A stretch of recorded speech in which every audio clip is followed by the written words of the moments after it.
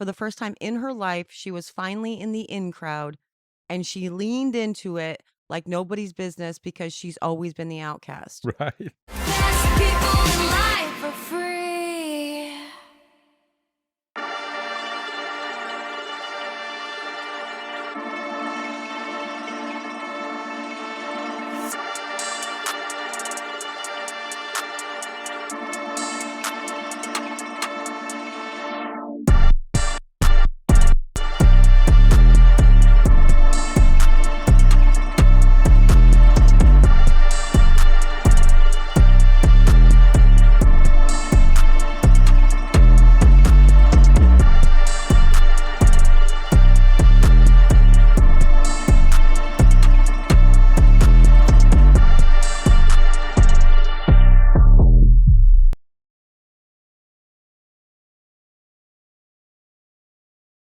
So, hi, hello. Hello. How are you? Good. Good. So Yeah. we have news.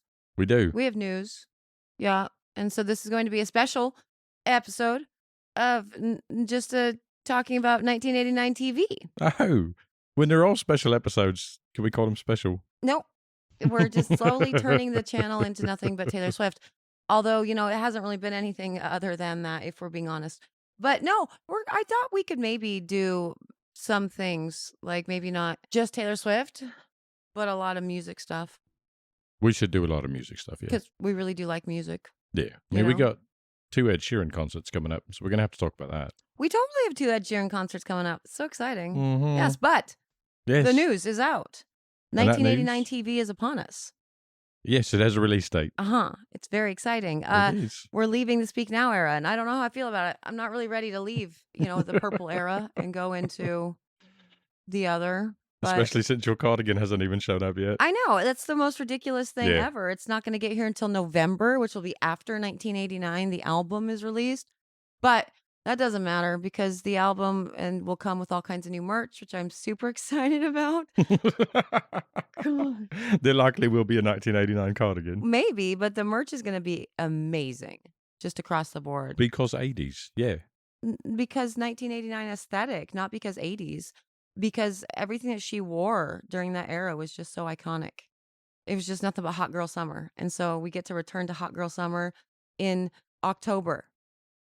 Sounds great. Which is cool. And then you'll be able to use your cardigan over it in November. Well, I mean, yeah, maybe. The two vibes don't really go together. But yeah, so thoughts about 1989. What do we know about the 1989 Taylor's Version album? Oh, we know that it's coming out in October. Yes. And we know that there are 5 vault tracks that she has said are the greatest vault tracks ever. Yeah, she did say that. So she announced on the last night of her tour of the U.S. first leg 1, because it's getting confusing. She's pulling an Ed Sheeran at this point. Yeah. She gives the first little dates, and then as it turns out, she's just going to keep touring for years on this. Yeah, it's my favorite part about Ed saying he's going to do, X and then leave music. Yeah, so it's booked out for 5 years, so. Exactly. I was actually talking to, I think, Dino on Twitch last night about the Ed Sheeran concerts because we're going back to back with 2 separate concerts. And she's like, really? Why? Did he put out 2 albums in that time? And I'm like, well, kinda. Because he had been touring for the Mathematics tour for like 18 months. And in that time frame, he wrote and released another album. So he threw in some more, like another tour. The Mathematics tour was Divide focused, right? The last album? Divide was Divide focused. Divide was the Blue album. The Equals is the one. Equals is what I meant. Yeah. So his last album. Right. Before Subtract. Right. All the mathematical terms that I don't like. This is why I get confused. Yeah. But yeah, so she announced it at the concert on her final night in Los Angeles. And it was epic. It was everything. It was all the excitement. And so all the Swiftie theories that said something's going to happen on 8/9 was accurate. But I don't know that we had any Easter eggs for that. It's just kind of an obvious thing. Look, August 9th's coming up. Because we were all sort of on like the September 1st thing after I Can See You music video. Right. But it turns out that's just 1989. And I don't know why she did 1.9.89 on that little thing on the bridge. Right. But regardless, whatever, we have it. It's coming. It's very exciting. and 21 songs in total. So the 16 songs from the deluxe version of 1989, plus the 5 vault tracks that, again, she did say were her the ones she's most excited for. Which is a big deal to say. It's a big statement. You're setting great expectations for these vault tracks. Well, I don't think that it's a big thing to say in that, because I mean, none of the vault tracks They've have been been disappointing. Yeah, none of them have been particular like bangers, you know what I mean? Yeah. Obviously, you have All Too Well, the 10-minute version. She really leaned heavy into that one for sure, but the other songs were just kind of, oh, okay, cute, fine, whatever. And same thing for all of the Fearless, probably. I don't know. I can't remember them. And then all of the ones for Speak Now, like I Can See You is a bop for sure. Mm. And all the rest, I don't know what they are. Yeah. I guess when all of the vault tracks you've released to date have been disappointing, it's not that big a deal to say these are the best. Yeah, I suppose that's the biggest thing. Like the big takeaway from all of the vault tracks have been, oh yeah, I understand why they didn't make it on the album. Yeah. Yeah. And so with this one that she's saying that she really likes them, it's like, well, yeah, that's cool. Maybe there's some super bangers in there. And there was a reason why we didn't get them, because you could have put more on the Right. original track. So maybe it was just, I don't know. So there were 16 songs on the deluxe version. What were there on just the base model? I don't know. I have no idea. I think the deluxe version, in my memory of it, was just like an acoustic or different version of a couple, and then maybe like her making of with her notes. I don't remember what was added to it, if anything. All I know is that I've bought that album like 5 times. Because it keeps getting left in cars, or for other reasons? Yeah, it does keep getting left in the cars. So yeah, I was thinking about that today as I was talking to Dan about all the different CDs that are being released and not like limited edition vinyls and whatnot. Right. And all the numbers of albums that I've lost in every car over the years. Yeah, so I've lost one, the 1989, in the Mercedes and in the couple of your cars. So I think the Infinity, one of the BMWs, and the Maserati was, I think, Lover. And you had to go back and get the Lover album out of the Maserati. Yeah. Because those were like the limited edition I'd bought. You know what I mean? Yeah, I've gone back to a dealership twice to get Taylor Swift CDs that were left in a trade-in. Yeah, every single time you traded in a car that had a CD player in it, I lost at least one Taylor Swift album. But then when it started to switch to the 6 tracks, I lost multiples. Yeah, and the BMW, the 6 Series, had a CD changer, so it had a couple in it. Yeah.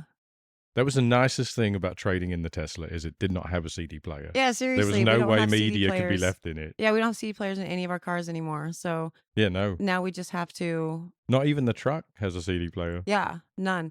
So I'll never lose another album again. No. But I'm very, very excited about this one. I love 1989. Like, I do not give it enough like props. I totally do this.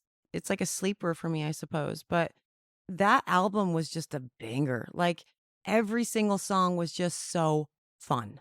I'm actually with you on that one, on both not giving it enough credit and thinking they're great songs. Yeah. We've talked about this before. I don't know what songs are on what albums, but I've been listening to 1989 since this announcement, and I love all the songs. They're fantastic songs. Yeah, they're so good. I wish there would be a 1989 concert to go along with the re-release. Well, there was. Yeah, the 1989 World Tour. Like, they did that. No, to go along with the re-release. Oh, because okay. I didn't see the 1989 World Tour. But there was. This is the Eras Tour. It was a long time ago. The Eras Tour just happened. The Eras Tour is a whole different thing. Yeah, and the 1989 section was like very short-lived and just kind of. Yeah, even Taylor didn't give it enough credit. Yeah. Well, I mean, you can only do so much. But yeah, you could have done less Lover. She couldn't, though. Like, I know. I understand she had to be heavy on the 4 albums that she released since Rep. But yeah, no, 1989, they're bangers. It's such a fun album. Oh my God. And everything about the aesthetic and oh God, I love it all. I'm hoping with the releases of merch, I mean, a cardigan would be fine, but really I want like a sweater or a cardigan with like maybe a fox on it somewhere, or a sweater with a fox on it, Mm. hunters and foxes. And yes, all of that, more tree imagery, definitely want that. Although she's probably going to lean very heavily into the city imagery, because this was this was Taylor's big girl moment, you know? Like, she was properly out and living her life as a 20 something single, you know, in casual relationships, whatever, Mm. with people who, like, she's finally in the in crowd. For the first time in her life, she was finally in the in crowd, and she leaned into it like nobody's business, because she's always been the outcast. Right. And so all that city vibe with the, you know, the party life and the excitement from all the people around and breaking hearts and all of the, it's amazing. Yeah. I like the city vibe. I Yeah. like the aesthetic. I do. I do. I was not living that aesthetic when 1989 came out. Like, that was released a couple months after Scout was born, and so I had 2 children under the age of 2.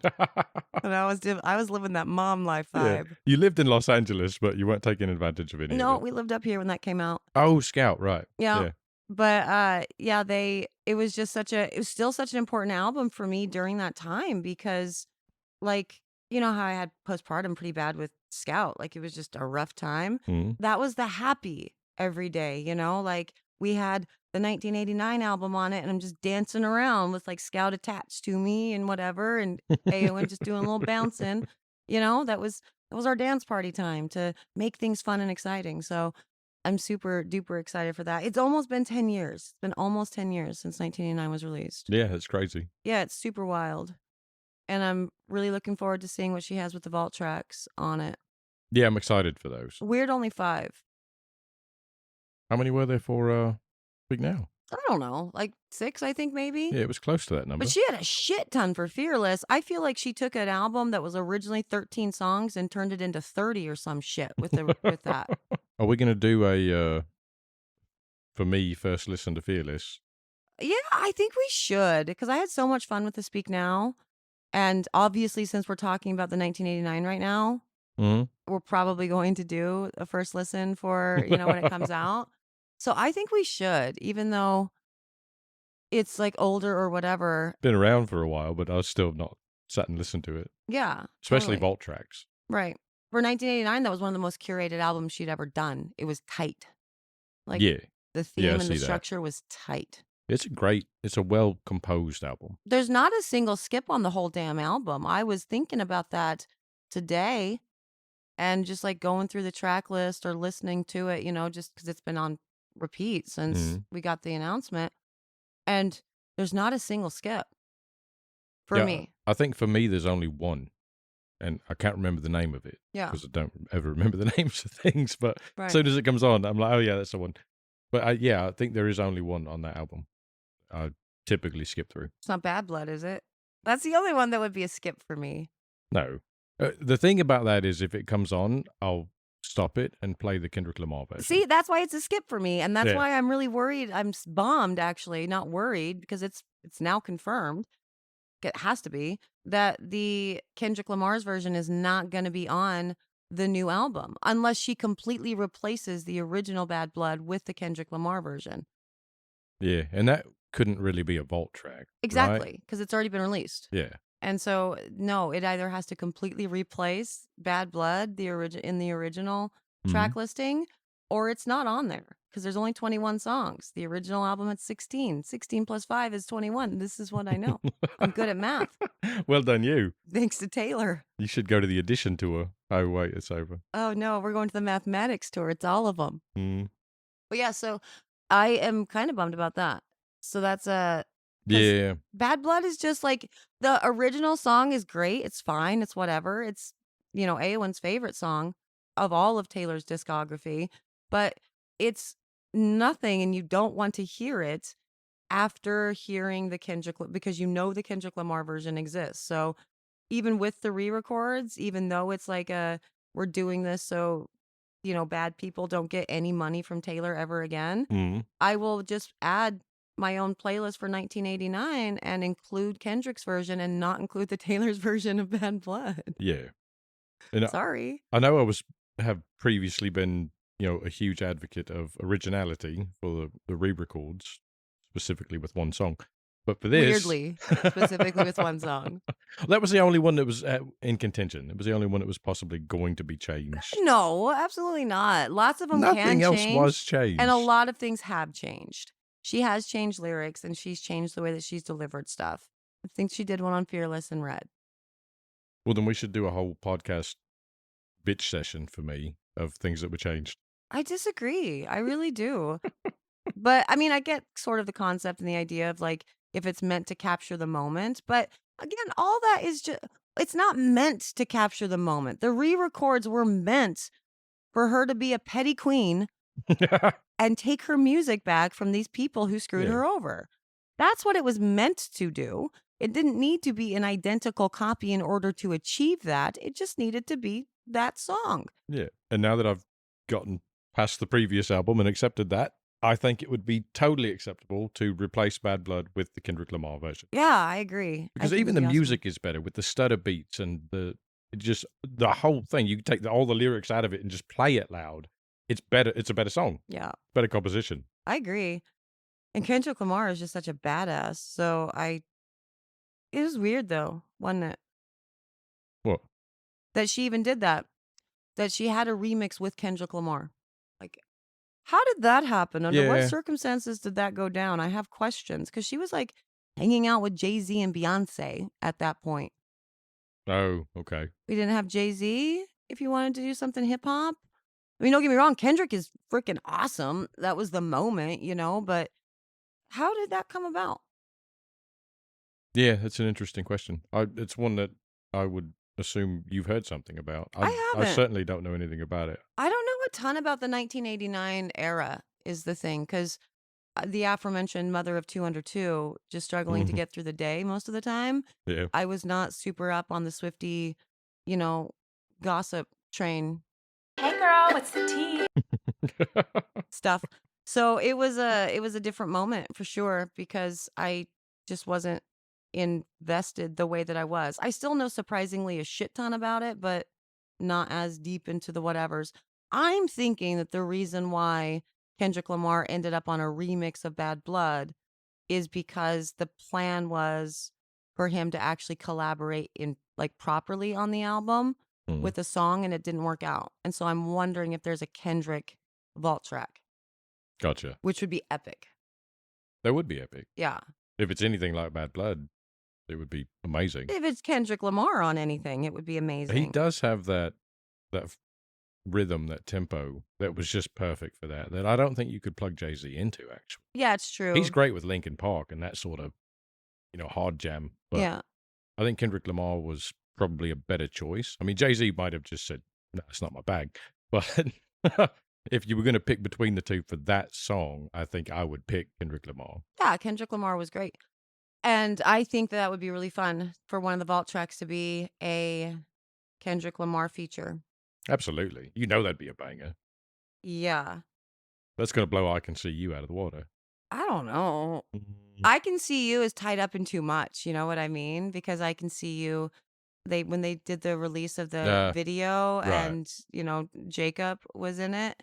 But take the video out of the consideration, just the song. A Kendrick Lamar 1989 era, not Bad Blood song would be better. Yeah.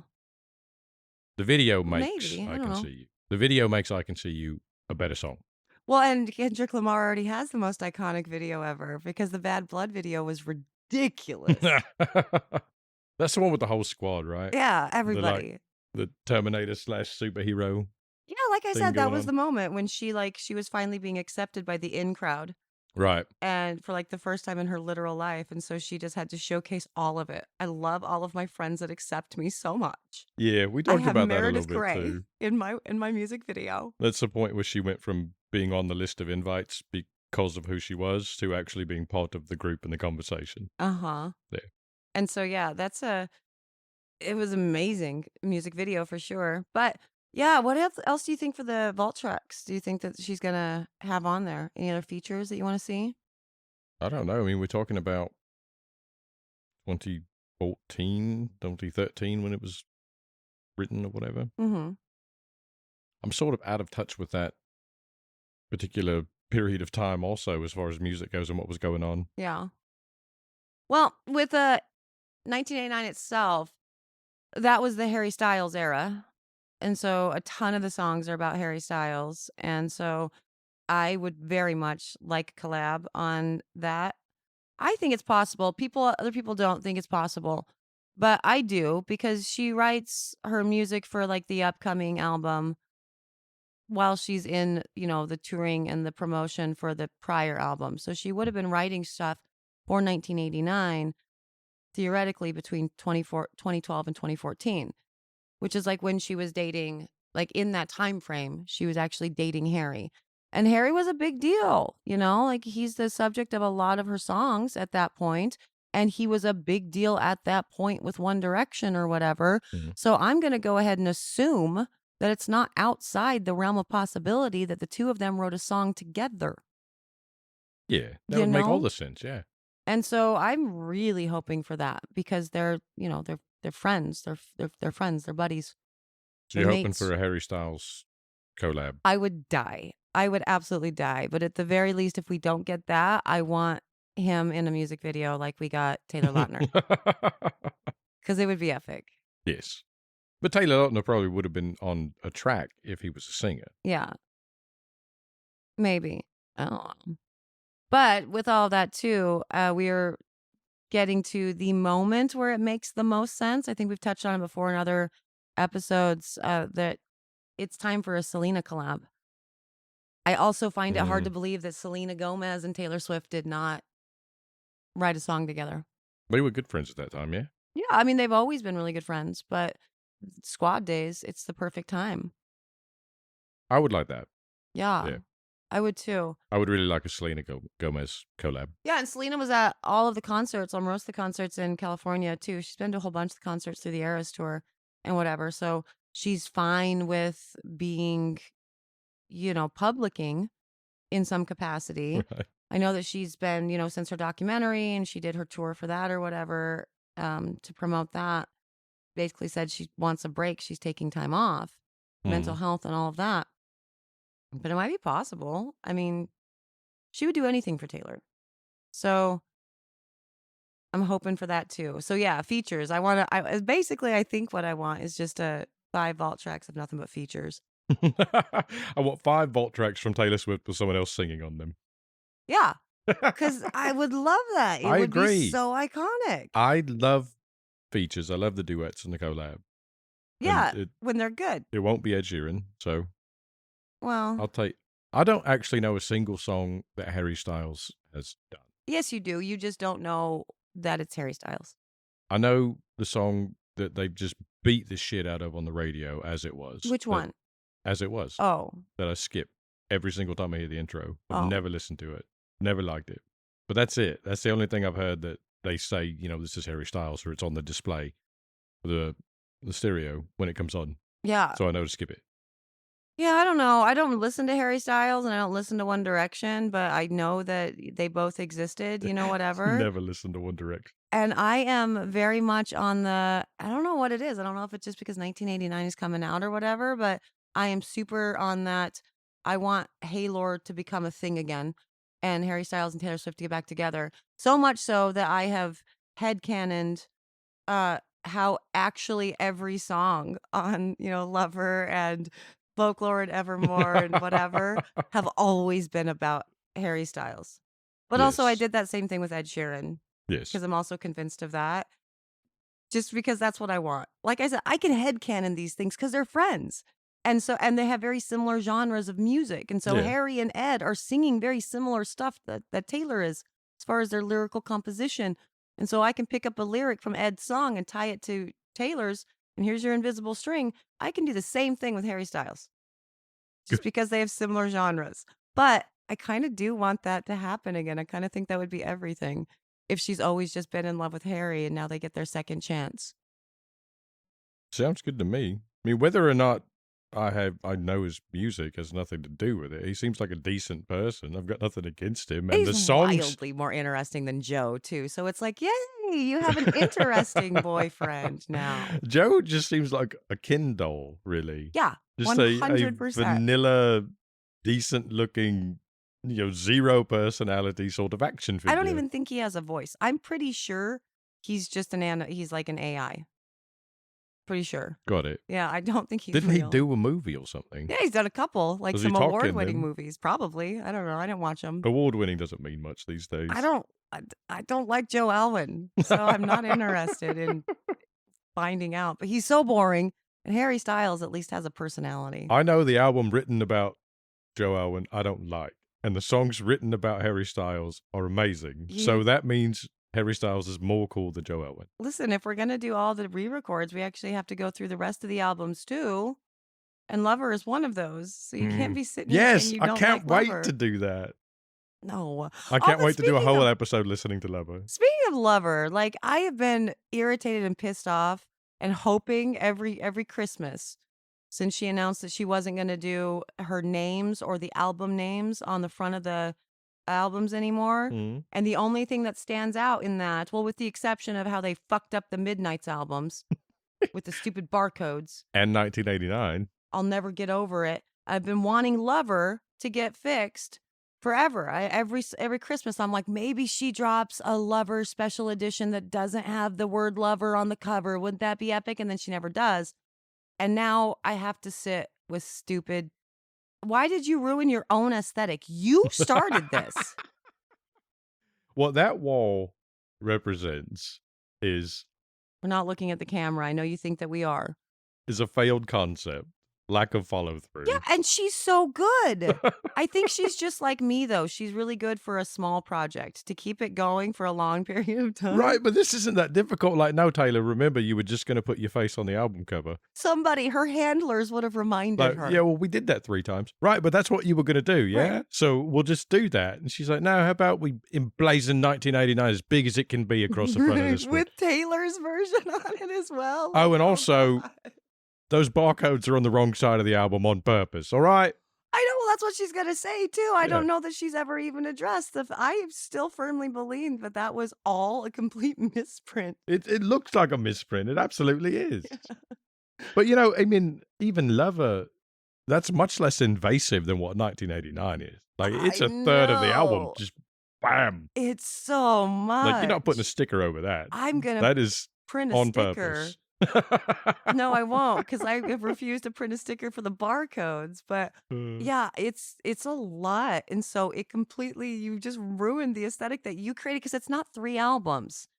Haley was saying that too. She's like, oh yeah, right. The re-records have all been without, words and stuff on them. And I'm like, no, everything since Folklore has been that. Like, I know technically the front of the cover on Midnights says Midnights and the track list. But that's supposed to be the back. I'm pretty sure that was always meant to be the back. And they didn't know where to put the barcode, and so it ended up on the... Well, I feel like the whole clock thing probably came about later. Maybe. With the I doubt it. Numbers on each It's thing. called Midnight. But then it flips better to put the track list on the back if you're not doing the clock thing. It's, like I said, failed concept. That wall illustrates a failed concept. It really does. It's so sad. Could you tell somebody that? Like, oh yeah, now Taylor just puts a face on the albums. And then you go, nope. What are you talking about? She certainly does not. Nope, I don't see it. Yeah, I am so not. I'm not. It's You're going to have to put a shot of your wall in. Some people know what we're talking about. It's so much. I'm so mad at it. But I'm not looking forward to having that on my wall, while simultaneously loving everything about the album cover, because she looks amazing. And it is the only album, look up there, and also maybe remember the rest of the albums, but you can't, all of her originals. It is the very first album cover that she has ever done, originals and re-records, where she's smiling. No, yeah, I did notice that when the announcement came out. And she looks so happy, living her best hot girl summer life. Yes. I love it. Yeah, it'd be great if it didn't say 1989 on it. I know. Or if she just hadn't gone down that path. Like, that's fine. It's a great looking album cover. Right. I like it. Yeah, but if you have, because so like her face is going to be way smaller than the So what you're going to have to do is terrible. make stickers that have the name of the album and put those on all the albums so everything actually to make matches. it all, but it won't work because the perspective, like the whole album Yeah, it'll is be her over face or like a her forehead or body. something. Yeah, so it doesn't work. What I'm gonna do is just blow up just the part of the album that I like, which is her and her Oh, yeah. smiling so beautiful with her tank top and oh my God, and her hair, and put that on the front. Like no more Taylor's I like version. that idea. Yeah. I can't believe that she actually also put Taylor's version. No, yeah, just as many words as you can get on it. Well, 1989 is not a word, right? Well, I think maybe that had something to do with it because it looks too much. Because the original, where she 1989 Mm. on the original album, she wrote that, Okay. and so it's kind of weird, like how they can own her handwriting, but also fine. So she needed to add something else to it. I don't know. I'm sure there was something that made her want to do it or have to do it, or maybe not. And she's just, I love that everybody's calling this Taylor's version, and it's TV and it's cute. And so we don't need to know that it's Taylor's. That was the whole point. That was an iconic moment for me, for her, when when she talked about how she decided just to not put any, names and uh, titles on the album. Mm. And initially I was like, no, I think you're lying. I think that what you actually did here was that you didn't actually want folklore assigned to your discography. You didn't really want to be easily recognizable as this is yours, Mm. just in case it flopped, because it was a completely different Right. thing. Because she doesn't trust herself. At that point, she didn't trust that anything you put out was going to be solid fucking gold. I'm sure she's over that now. Yeah.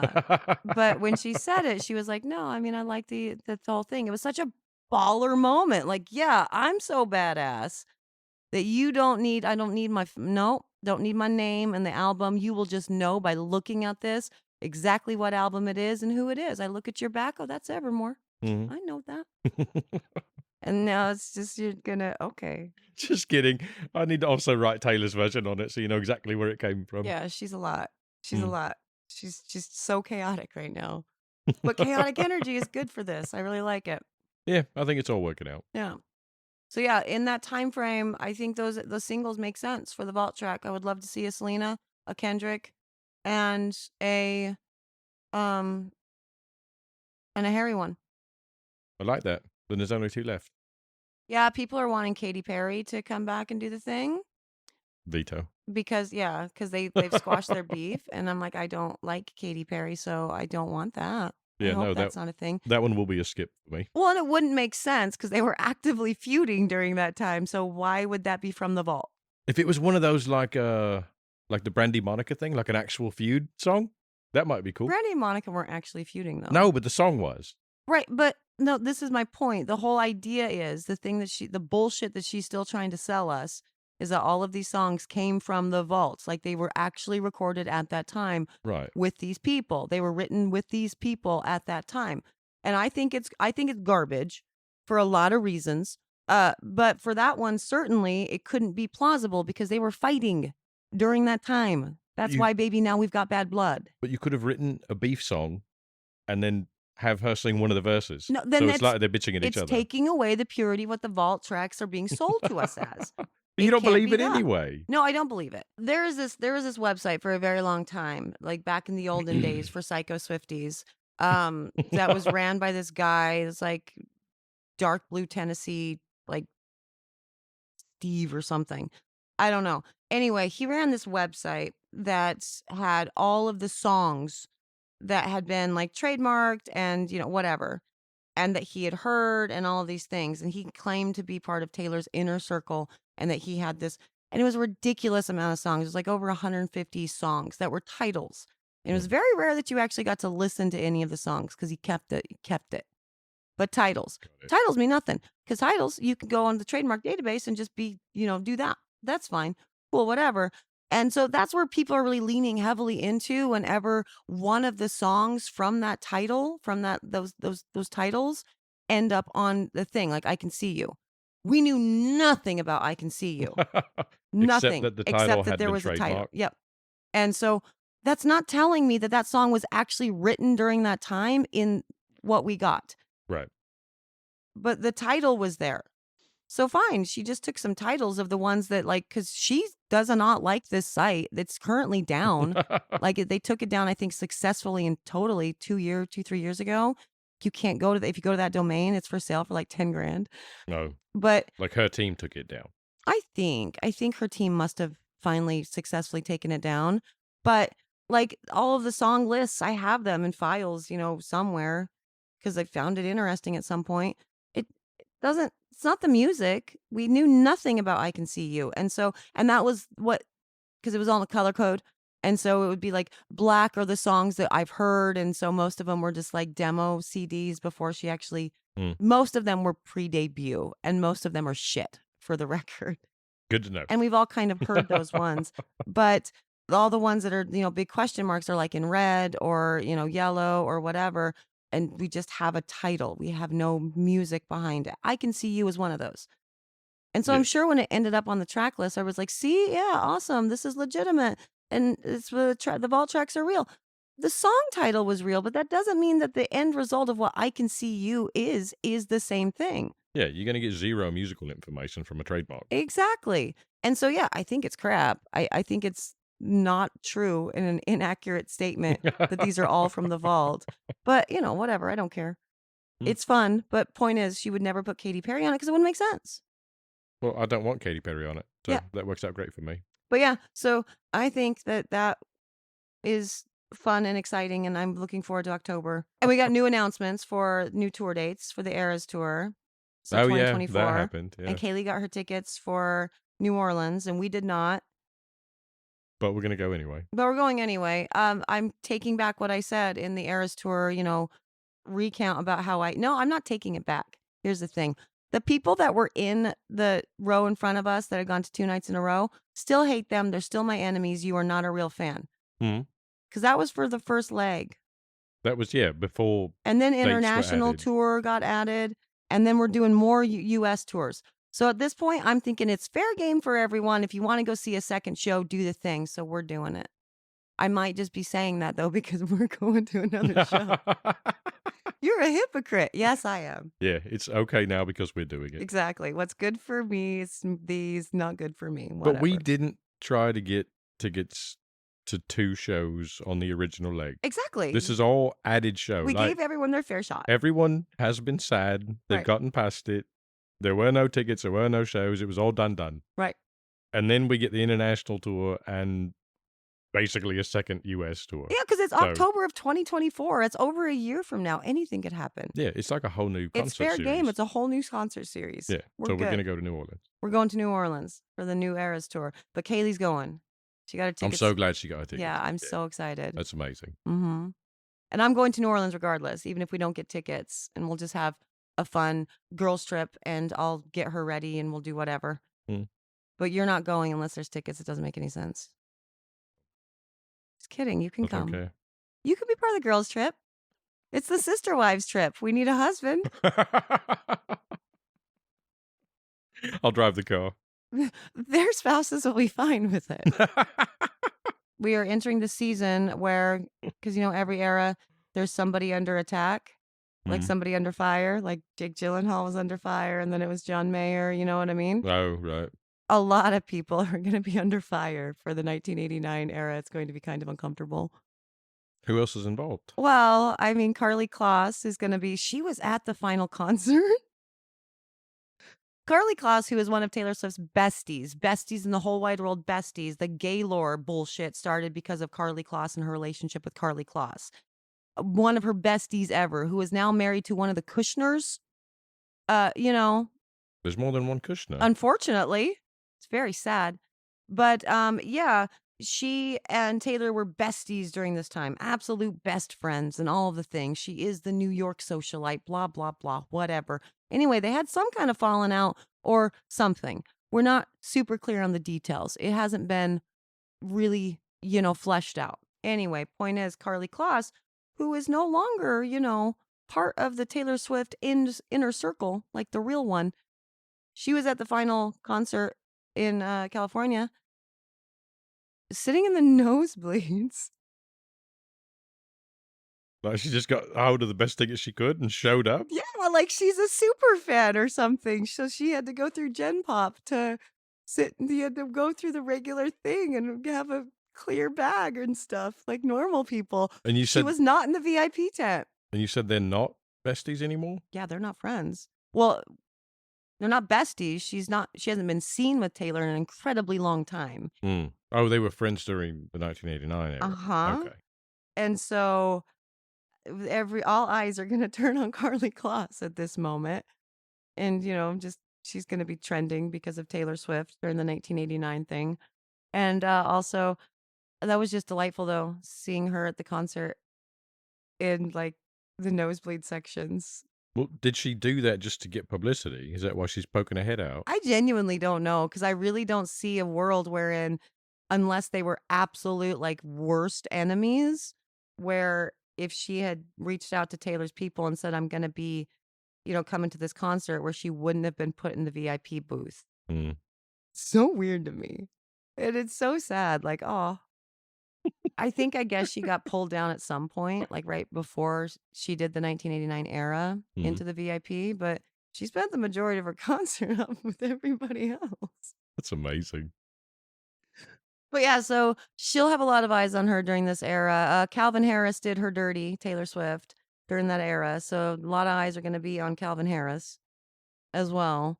And just generally, all of the squad was probably going to be talked about and where they all are a decade later and whether or not they're problematics, because a lot of them are.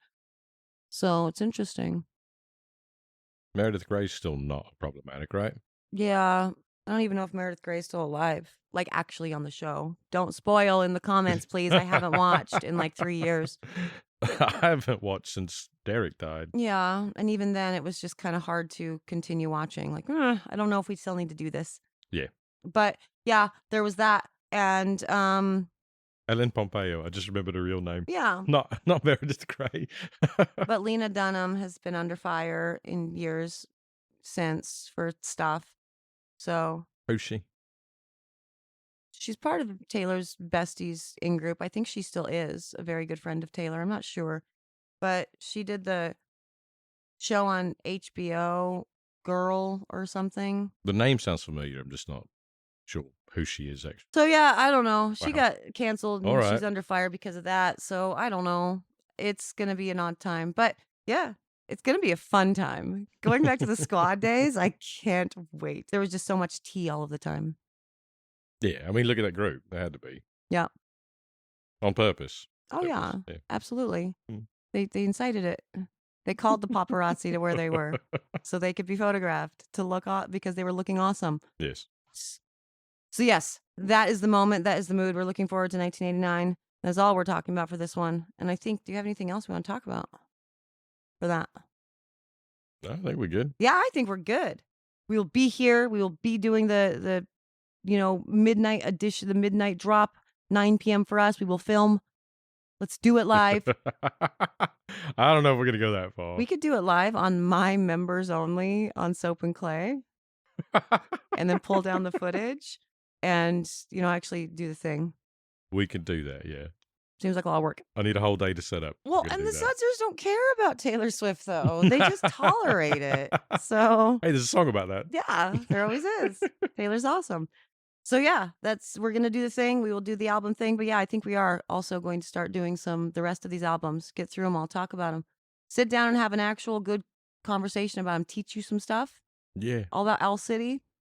No one needs to be taught about Owl City. Mm-hmm. No, we could drop everyone. that. No, we're telling everyone. I'm going to start opening the podcast with that song, with that response song from Owl City. That's going to be our theme music. I bet it doesn't get copyright claimed. No, it'll be fine. We play the whole thing. He's got to be so embarrassed by it at this point. He's probably not. He's probably like, I shot my shot. Didn't work. It'll be the bomb ass intro that you've put together, and then it'll play.